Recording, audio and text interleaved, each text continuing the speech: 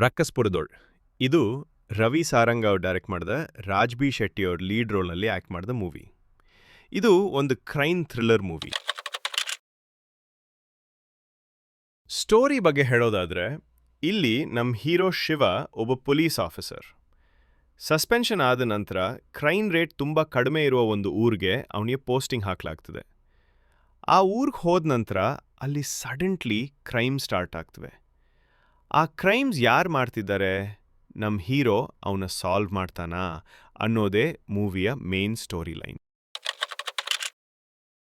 ಮೂವಿನಲ್ಲಿ ನನಗಿಷ್ಟ ಆದ ವಿಷಯಗಳಿಗೆ ಬಂದರೆ, ಇನ್ವೆಸ್ಟಿಗೇಷನ್ ಹ್ಯಾಂಡಲ್ ಮಾಡಿದ ರೀತಿ ತುಂಬ ಚೆನ್ನಾಗಿ ಎಕ್ಸಿಕ್ಯೂಟ್ ಆಗಿದೆ. ಪ್ರಾಪರ್ ಆಗಿ ಸಸ್ಪೆನ್ಸ್ ಬಿಲ್ಡ್ ಮಾಡ್ತಾ ಹೋಗ್ತಾರೆ. ಟ್ವಿಸ್ಟ್ಸ್ ಜಾಸ್ತಿ ಇವೆ ಮತ್ತು ಅವು ತುಂಬ ಎಫೆಕ್ಟಿವ್ಲಿ ವರ್ಕ್ ಆಗ್ತವೆ. ಮೂವಿ ರನ್ ಟೈಮ್ ಕೇವಲ 2 ಅವರ್ಸ್ ಇರೋದ್ರಿಂದ ಸ್ಕ್ರೀನ್ ಪ್ಲೇ ಗುಡ್ ಸ್ಪೀಡ್ನಲ್ಲಿ ಸಾಗ್ತದೆ. ಎಲ್ಲೂ ಡ್ರ್ಯಾಗ್ ಅನ್ಸೋದಿಲ್ಲ. ಲಾಸ್ಟ್ವರೆಗೂ ಇನ್ವೆಸ್ಟಿಗೇಷನ್ ಫುಲ್ ಗ್ರಿಪ್ನಲ್ಲಿ ಪ್ರೊಸೀಡ್ ಆಗುತ್ತೆ. ಇನ್ನೂ ಕೆಲವೊಂದು ಎಲಿಮೆಂಟ್ಸ್ ತುಂಬ ಚೆನ್ನಾಗಿ ವರ್ಕ್ ಆಗಿವೆ, ಆದರೆ ಅವುಗಳ ಬಗ್ಗೆ ಮಾತಾಡಿದ್ರೆ ಮೂವಿ ಸ್ಪಾಯ್ಲರ್ ಆಗುತ್ತೆ.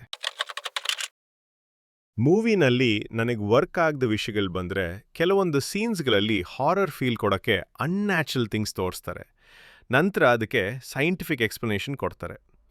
ಆಲ್ರೆಡಿ ಪ್ರಾಪರ್ ಕ್ರೈಮ್ ಇನ್ವೆಸ್ಟಿಗೇಷನ್ ಫ್ಲೋನಲ್ಲಿದ್ದಾಗ ಆ ಎಲಿಮೆಂಟ್ಸ್ ಪರ್ಸ್ನಲಿ ನನಗೆ ವರ್ಕ್ ಆಗಲಿಲ್ಲ. ಕೆಲವೊಂದು ಕಡೆ ಫೋರ್ಸ್ಡ್ ಅನ್ಸಿದವು. ಸ್ಕ್ರೀನ್ ಪ್ಲೇ ವಿಚಾರಕ್ಕೆ ಬಂದರೆ, ಮೂವಿ ಸ್ಟಾರ್ಟ್ ಆಗೋದೇ ನಮ್ಮ ಹೀರೋ ಯಾವ ಥರದ ಕ್ಯಾರೆಕ್ಟರ್ ಅನ್ನೋದನ್ನು ಎಸ್ಟಾಬ್ಲಿಷ್ ಮಾಡೋದ್ರಿಂದ. ಜೊತೆಗೆ ರಕ್ಕಸಪುರ ಅನ್ನೋ ಊರಿನ ಜನರ ನಂಬಿಕೆ ಮತ್ತು ಮೈಂಡ್ಸೆಟ್ನನ್ನು ಪರಿಚಯಿಸ್ತಾರೆ.